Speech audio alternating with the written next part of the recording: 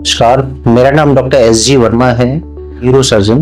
मैं कानपुर में प्रैक्टिस करता हूं और आज हम बात करेंगे ब्रेन स्ट्रोक कि ब्रेन स्ट्रोक क्या होता है, उसके क्या लक्षण होते हैं और हमें ब्रेन स्ट्रोक से कैसे बचाव किया जा सकता है।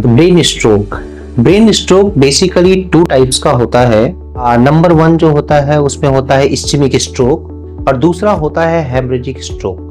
जो इस्चेमिक स्ट्रोक होता है उसमें ब्रेन के अंदर जो खून की नलियां होती हैं, जो वेन्स होती हैं, जो आर्टरी होती है, उसमें क्या होता है कि खून की सप्लाई ब्रेन को नहीं पहुंच पाती है, जिसकी वजह से इन्फार्क्ट हो जाता है। और दूसरा होता है कि हेमरेजिक स्ट्रोक। इसमें क्या होता है कि बीपी बढ़ने की वजह से कभी कभी ब्रेन की नसें जो हैं वो फट जाती हैं और ब्रेन में बहुत सारा क्लॉट जमा हो जाता है।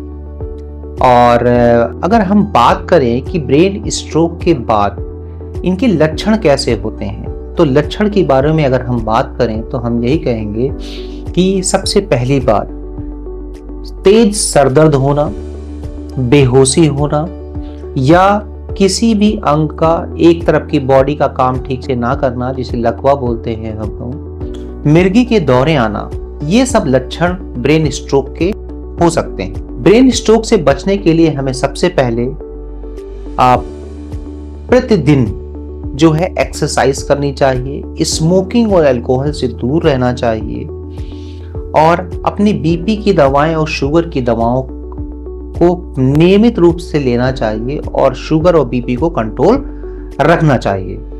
अगर हम बात करें कि ब्रेन स्ट्रोक अगर किसी को हो जाता है तो समय का बहुत ज्यादा इंपॉर्टेंस रहती है।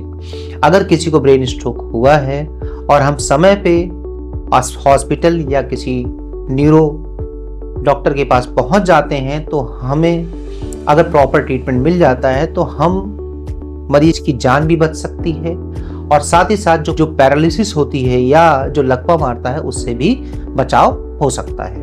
धन्यवाद।